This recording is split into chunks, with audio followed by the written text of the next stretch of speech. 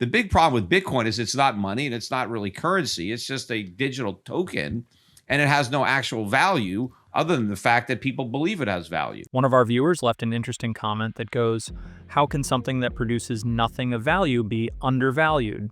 This comment sparked an idea because it's a misconception I've heard before, and it deserves a proper answer. Let's dive into why something doesn't need to produce anything to have value, and why Bitcoin, in particular, might be one of the most valuable innovations of our time.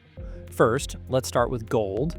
Think about it. Gold doesn't produce anything either. It doesn't pay dividends, it doesn't grow crops, and it doesn't power your home.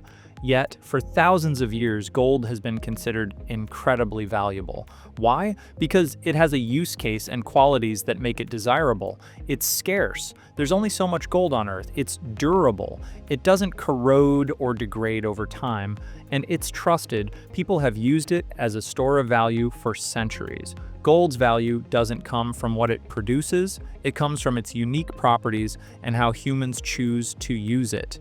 Now, let's not forget about the US dollar. The dollar doesn't produce anything either. It's just paper, or in most cases, numbers on a screen.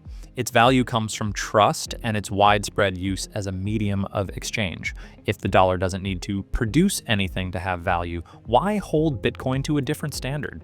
Bitcoin doesn't produce anything, but it has unique characteristics that make it incredibly valuable. Bitcoin is scarce. Only 21 million will ever exist. That's it. No more can ever be created. It's decentralized. There's no central authority controlling it, no government printing more of it, and no one entity that can shut it down. It's also highly secure. Bitcoin's blockchain is one of the most secure systems ever created, with every transaction verified and recorded on a public ledger. And let's not forget its utility. Bitcoin can be used as a medium of exchange, a store of value, and even programmable money through smart contracts. But perhaps what makes Bitcoin even more powerful is its sovereignty. Unlike stocks or real estate, which depend on companies or governments to maintain their value, Bitcoin exists independently. It doesn't rely on a third party or intermediary. Think about it. Can you say the same about your property or your bank account? Bitcoin's value lies in the freedom it gives individuals, a level of financial sovereignty that's unparalleled. But here's where Bitcoin stands out even more. It has the potential to be a hedge against inflation. Let's take a moment to understand this. Inflation happens when governments print too much money, making the currency you hold worth less over time.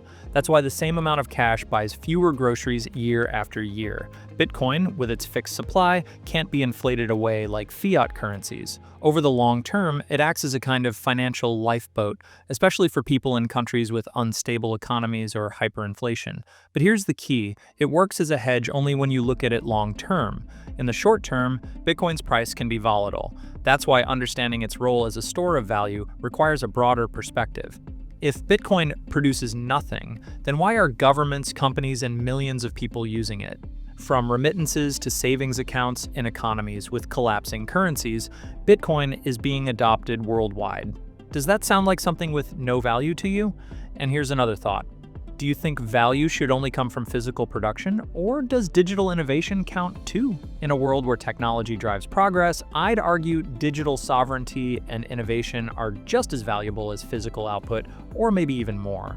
So to answer the comment directly, value doesn't come from producing something. Value comes from utility, trust, scarcity, and solving real-world problems. Gold doesn't produce anything, but it's valuable because it's useful and trusted.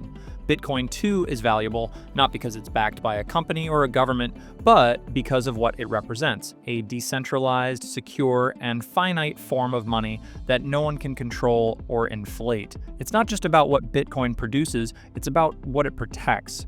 And now I'd love to hear what you think. Does this perspective on Bitcoin's value make sense to you, or do you still have questions? Drop your thoughts in the comments. I might feature your question in the next video.